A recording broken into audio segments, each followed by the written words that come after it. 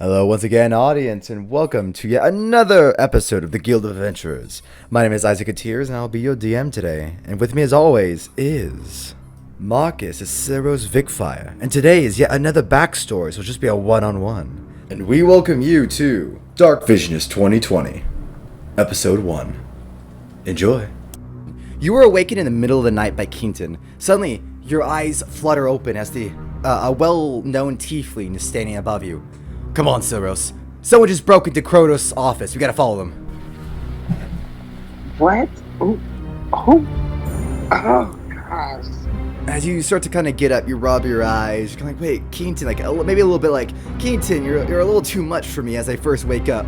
But he does not care. He's already throwing your gear and your backpack and stuff onto the edge of your bed. And as you kind of as you're trying to get up, he goes, Sylros, no time to explain. Get your stuff together. We're gonna go get on the horse. We gotta get going. Someone stole Krotomos' earring. What? How is that? I'll start putting on myself. How is that possible? Apparently, a drow raiding party from a nearby cavern didn't like that the paladins were messing around with their underdark, so they made a counterattack. Struck at the temple at night. They knocked unconscious and killed a few of our knights, and Krotomos is pretty messed up. They took his earring and ran off. Wait, you're saying somebody messed up Krotos? Yes. He looks at you very legitimately worried. The Krotos me and you both know. Yes. To be fair, they did catch him off guard and pinned him on...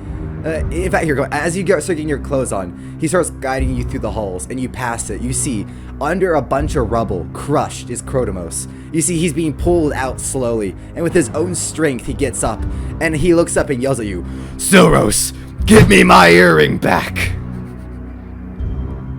Yes, sir. And you see, he starts Are you hurt? continuing to pull himself out. He's like, I'll be alright. Only my pride is hurt. And as he dusts himself down, you see he calms down a little bit. Hoo-hoo, sorry about that. I was a little angry there for a second. But Sylros, Keaton, please grab Trace and Aztec. Go to the nearby caverns and see if you can cut off the drow. They're not that strong, they just got the jump on us and seem to destroy. And he looks back at his now crumpled office. Oh, Sanctuary. I'm in disbelief that they got the jump on you, Krotos. You, the mad cleric. He looks at you, and with one eye bulging, you see a vein about to pop on his forehead. I know, I'm not happy about it either. He storms off, his big elephant side breaking a few lamps on his way down. I think we should stay here and trail Krotos for the time being. Let's go get the rest. Agreed. I think he's, Krotos, he doesn't like to be made a fool of. And you go and start heading to the stables. Already getting prepared, you see, is a tall African-American man with several tattoos of beastly figures about his body. As you see Aztec. And then behind him on the other horse, already padded up and ready to go, in his adventuring gear, you see Trace, the kind of your resident party cleric. Trace, is a very honorable man and doesn't tend to do anything bad, but he will look away for you guys to do anything you need to do. And especially Keaton, who tends to have a little bit more of a loose cannon when it comes to his morals. And as you all start getting ready, you start riding off slowly, and in a distance you kind of hear Shao wait, whatever, and turn back inside the temple. I'll come get people ready to follow up.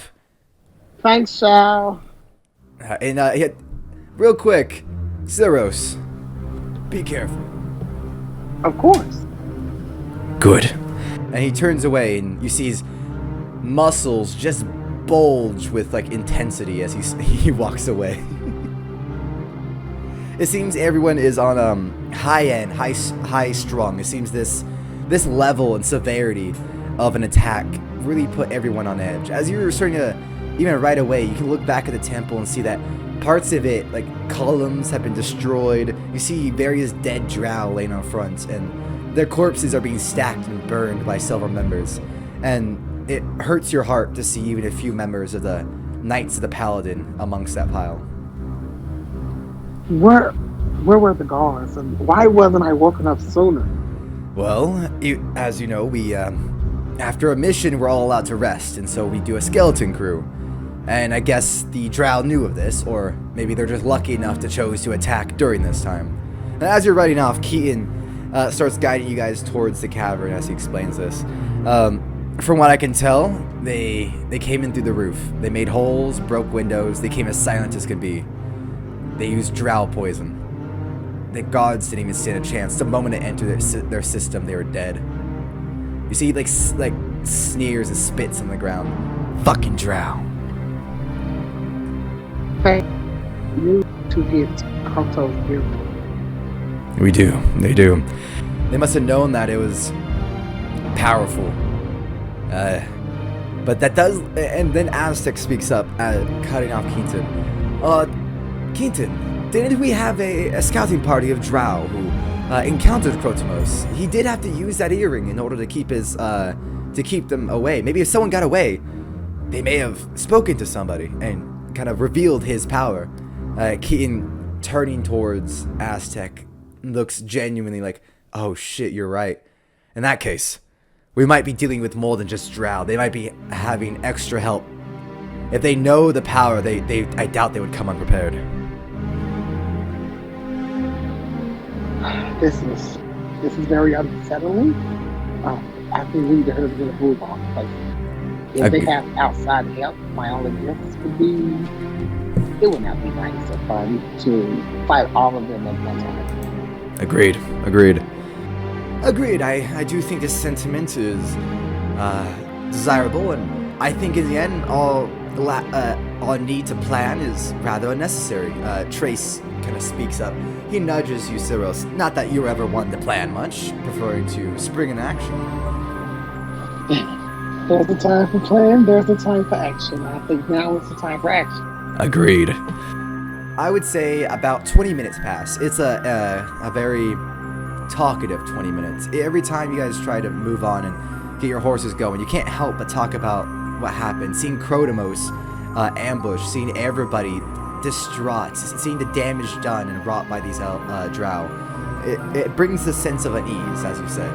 And you ponder whether you guys should even be following. Maybe you should wait for the reinforcements. But as this thoughts and doubts start sinking into your head, you're already at the cavern. You see this ginormous cavern, enough for a bullet or even a small dragon to step through. As a little sign stands in the front that says, "Possible entrance to Underdark. Please beware." All right, everybody, dismount your horses. As Keaton starts, he doesn't even dismount. He just hops off, like grabbing his backpack on his way down. We gotta get going, and the horses aren't gonna be good. Have we went through this cavern before? Because will we know if there's traps or anything? You would know that maybe from scouting and even a few little missions that you've gone with, or an expedition.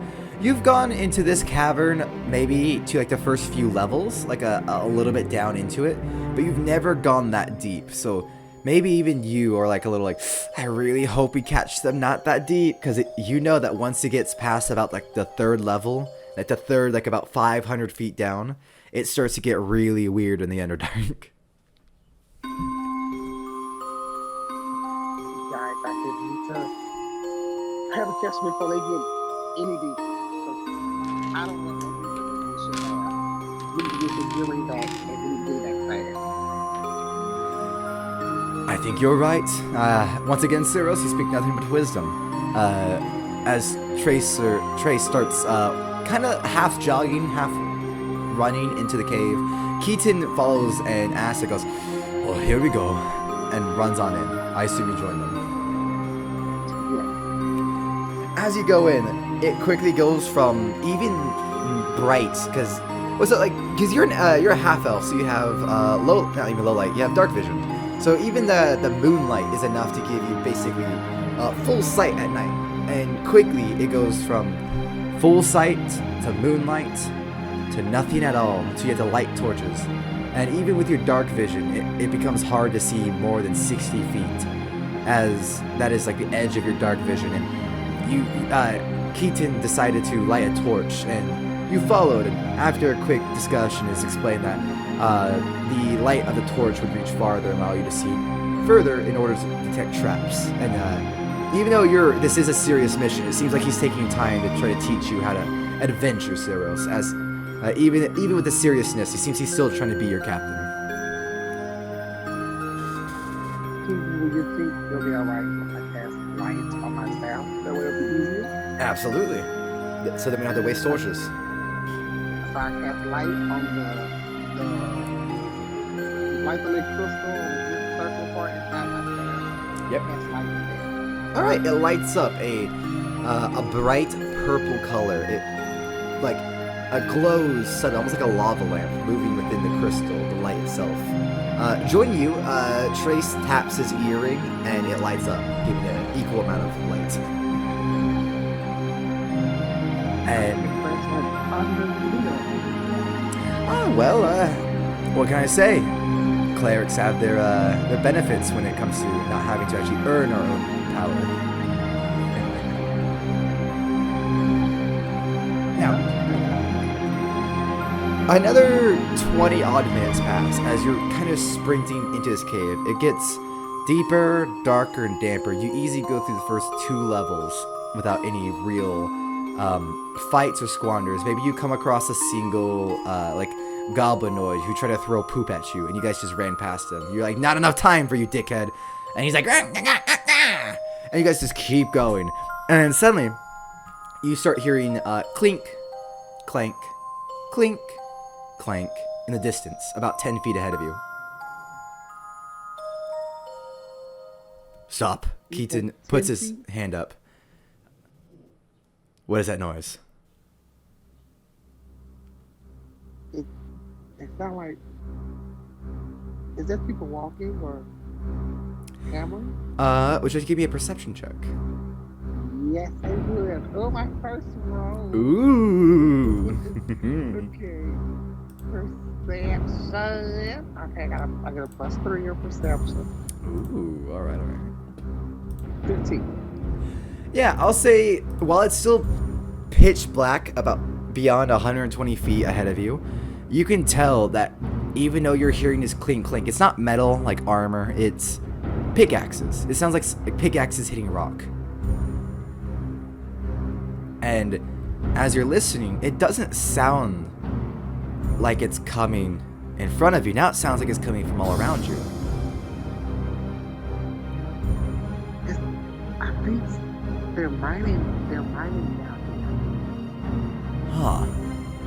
Who could be mining, though? Aztec speaks up. Well, Keaton, one time I was down here and I found small gnomish creatures. I don't remember what they called themselves. It was a very long name, but they looked like dark gnomes. Maybe that's them. I know they have a very deep mining culture. Will they attack you? I don't think so. They're not hostile unless you or someone you're allied with will attack them. So I assume as long as we're not dickheads, we should be fine. As long as we're not dickheads, captain, we should be fine. He nods. All right, let's keep going, but let's be careful. And I would say not even a minute later, you guys start running again, maybe even a little fearful. You pick up your step, hoping to get away from it. Suddenly, some gems start appearing on the wall. Not gems you really recognize. They give off strange light that kind of mixes between the rainbow, almost like light itself broken down into colors. And you no longer need your torch, your light. You can keep them going, but the room itself is lit up, and you can see ahead of you as you keep going. The room opens up, and there's an entire cavern full of these crystals. And as you step in, you see tons and tons. I'll gather an image real quick for you. But tons and tons of these little people mining away. There you are. Various ones look like this. They look like a mix of gnomes and elves. Actually, just gnomes. I forget gnomes have 20 years. But like gnomes that are wrong. Gnomes who haven't seen a light in a very long time. Gnomes who look like they aren't from the surface. And you see maybe roughly 20 of them in this room, just clinking away at the gems. And you see them moving minecarts back and forth full of these gems. Are they paying attention to him? Not right away. Maybe after like a minute, you hear a voice from above you. Ora, agatapa, hoja! And you look up, you see one of them is like suspended from a rope above you, kind of like gesturing towards you guys. Appa, appa. Do you speak at all Undercomb? Let me see. Okay. I speak crap. Where's my proficiency languages? I do. You do? I do. That is perfect. Okay, so then you understand him. He's saying, Oi, who are you? Who are you? This is Snurf Niblin Cave, Snurf Niblin property. We are part of the Knights of the Unicorn. I am Sylros Vicfyr. We are here chasing some dark elves. They stole something and we want it back. As you start kind of speaking back, the group kind of turns to you. Everyone in a group knows a language that is uncommon to kind of try to, vary out the tools for the trade. And they look at you, kind of shocked that your language came in like kind of in handy for once. And Keaton asked, "What is he saying?" He's just asking who are we. After a minute pondering, this Snurf Niblin appears to be like rubbing his chin. And you see a very slight whiskery, like the devil's kind of soul patch. So instead of like a full goatee, it's just the one on the chin. And he seems to be stroking it for a second. Goes, all right, okay. Then he points towards this cave is maybe a circumference of about 500 feet. So it's fairly decent size. It's gonna be a 250 to get across. And he points across, and you have to like step, like kind of lean to the side, look past this humongous giant gem in the middle. But as you look past, you see a exit going even deeper down. That way. We had few drow. Go down that way. Don't leave now, and you're okay. Leave now, you're okay. But Snurf Niblin no like others on property. Okay, Mr. Snurf Niblin, we will get out your way. We will try not to be on your property long. We're gonna get what was stolen, really. My name is Mr. Grumpoff. Snurf Niblin is my race. I apologize, Mr. Guffaw. Yes, Grumpoff. I apologize, Mr. Guffaw. We will go, retrieve, and leave from your property. Thank you. And he kind of reascends himself, pulling up on the rope as he starts tinking away back at the gems. Every now and then turning and watching you guys, you start walking off. Aztec and Trace seems to be looking around kind of mesmerized with the gems. They seem to find them very pretty. Keaton seems to have his mind on the prize and staring straight ahead. As you're passing through, would you like to do anything? I do. I would like to ask Mr. Gotham if it's all right if we take one of these gems. He looks at you, strokes his chin. No. I will give you. So wait, let me see how much gold I have. 5 gold for 1 gem. I would say, with your Underdark knowledge, you would probably know that Underdark people don't use gold. They use a old economy called Electrum. I don't have that. Okay. You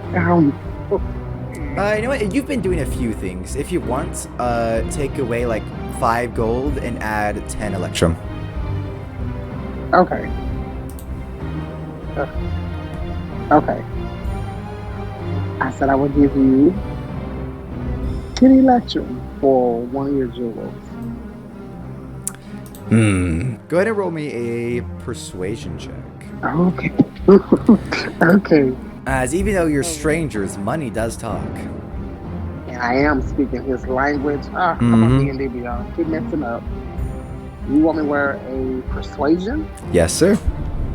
Ooh, I got a +6. Ooh, fancy. That is a natural 20, so 20 stack. Yeah, so he looks at you, stroking his chin, he goes, alright, now I see that you truly do know how to speak, Snurf Niblin. In that case, he snatches the electrum from your hand, points towards the big gem in the middle. Whatever you break off that, you keep. Oh, thank you. And you do see kind of scattered about are various pickaxes you can use to try to smash the thing off. I don't have that much strength. I'm going to give it to... Who has the most strength? I would assume Keaton, as he's a fighter. I think, can you just break a little piece of that off for me? Sure. He's gonna roll. That's a nat 20 strength. As he slams his pickaxe into it, you see an entire fracture line goes up the entire crystal as it splits in half. You hear around you, ooh, ah, the mighty miner is here. Kind of like, you hear a lot of this like chitter and chatter, people looking back and forth as Mr. Guffoff comes up behind you. I've never seen a miner of true strength like that. Yes, he is my captain. Very strong.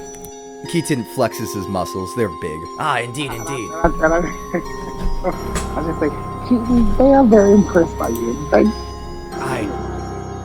I am mighty. I am the mighty miner. As he like puts his hands on his hips. As he says this, actually let me just roll. Oh hell yeah. Goffoff hands you 50 electrum back and says, no, please, for the mighty miner, you no pay for crystal. Please, I apologize. You take as much as you want. Oh, hey, I will take however much I can fit in my bag. Yeah, I would say you can fit, you can either fit like 20 small, 10 medium, or like 3 large. And with the kind of power kind of going through them, you can get different effects. So what would you like? Would you like a lot of small, mediums, or a few larger ones? I would like, okay. Can I get one and put it inside my staff? Mm-hmm. I would like to take because the crystal I have in my staff is just a plain crystal. Oh yeah, it's like a quartz. Yeah, and I want to put that one in my staff and just keep the rest of the small one at home. All right, you pack up a whole bunch in this sack that's now hanging off the back of your backpack. It's a little heavier because they are crystals, but it's nice. It's like a satisfying weight. I'm taking a lot of future money kind of weight. And you take out your quartz. You just disengage the light spell on it. Pop in your backpack with the rest of the crystals. You pop this in. And as you do, you reignite light on it. And a beautiful, serene rainbow kind of fills the air around it.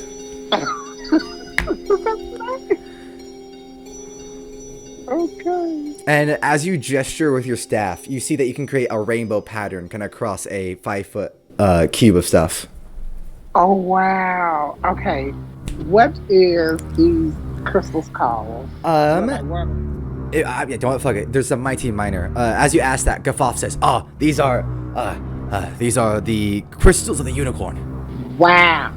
Yes, these are fey crystals. We hunt, my company hunts them down, and we go throughout the Underdark looking for them. They're just brimming with fey magic.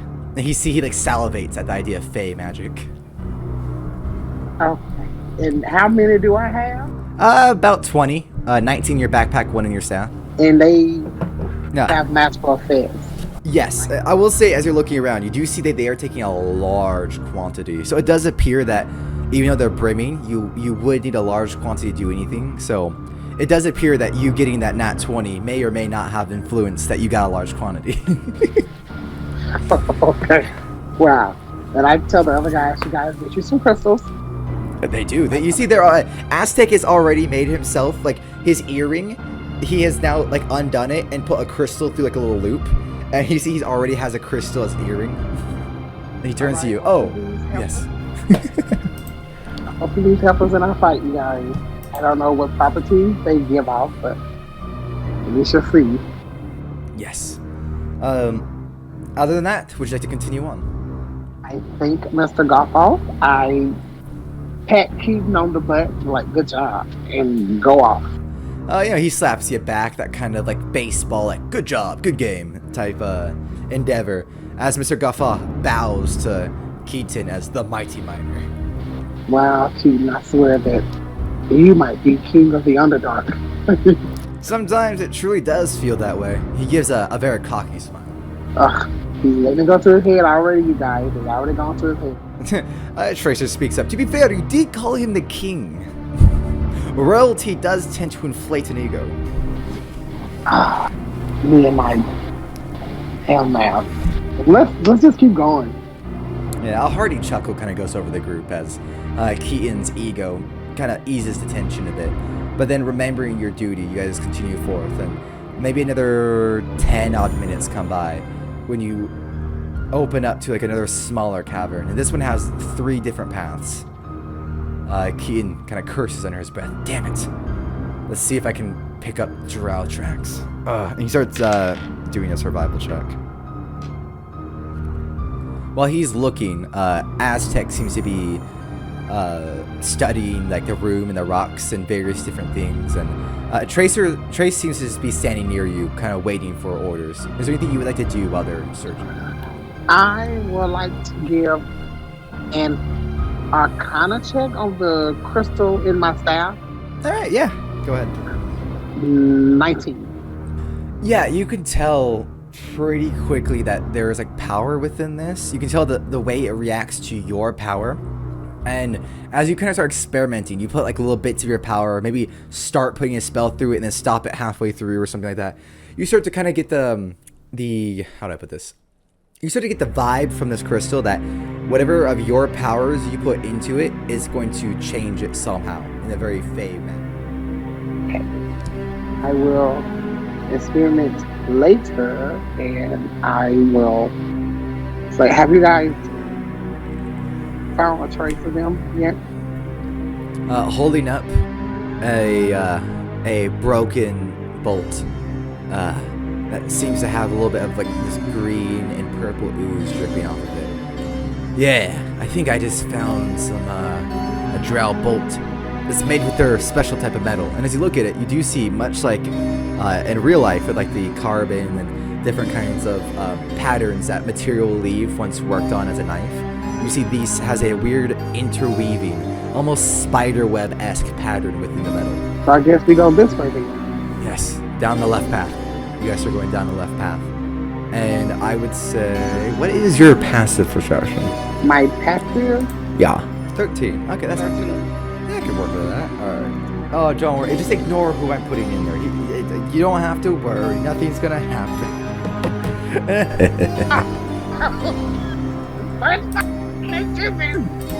Yeah, nothing's gonna happen. It's just a hook horror. Okie dokie. So as you're looking about, you're running down this hall, you hear only from the subtle breathing of your teammates. And then suddenly, skitter, click, clack, clack, clack, clack.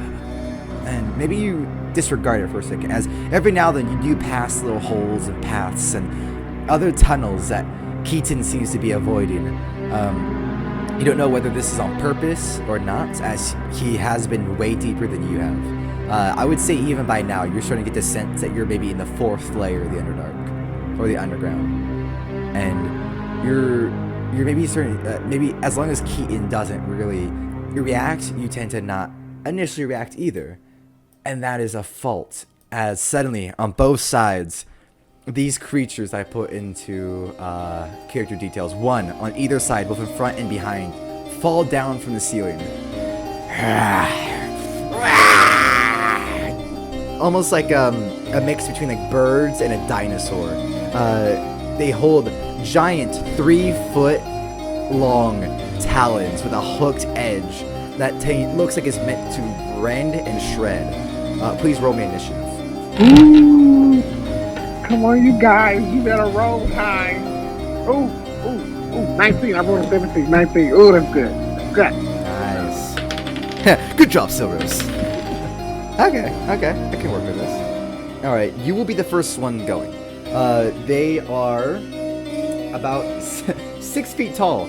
They are as tall as you, looking kind of down on you.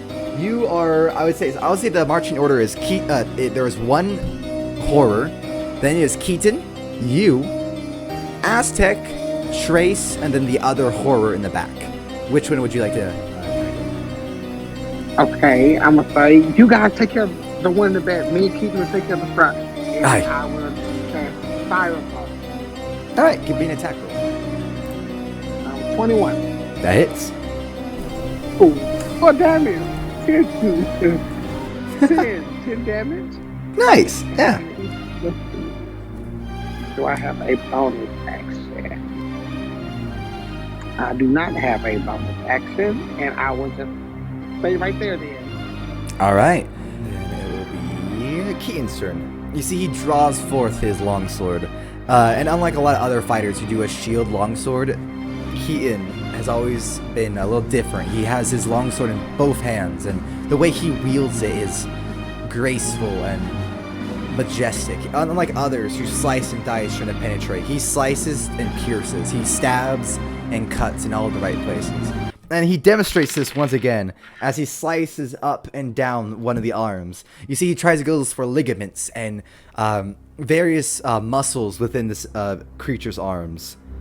And he deals 11 points of damage as he slices down this thing's entire arm. You see, deep purple blood starts kind of dripping out in just splurts and splatters. And then he uses his bonus action. He draws forth a dagger very quickly and gives a quick jab. He does hit again, and he's going to deal another 6 damage. Other than that, it will be the hook horror's turn. The one in front of Keaton, one attack misses as Keaton deftly dodges, ducking and diving and rolling. He almost ends up practically behind the thing as this long hook scours above. And in fact, I would even say you have to take a... Oh, actually... Oh my god, it does hit both of you.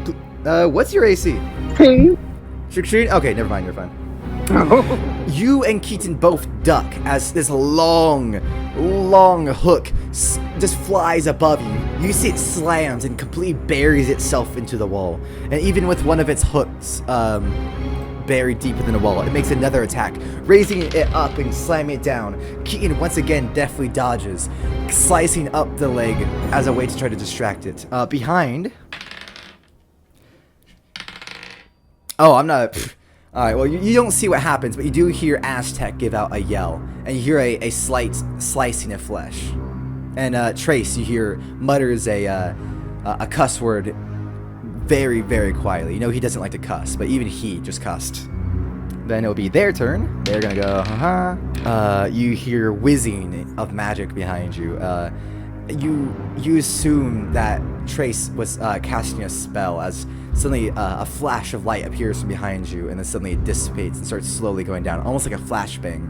Then Aztec, you hear a lot of beating of a quarterstaff and claws against hard flesh. It sounds a little discerning, as it sounds very crunchy, unlike most flesh, which is squishy.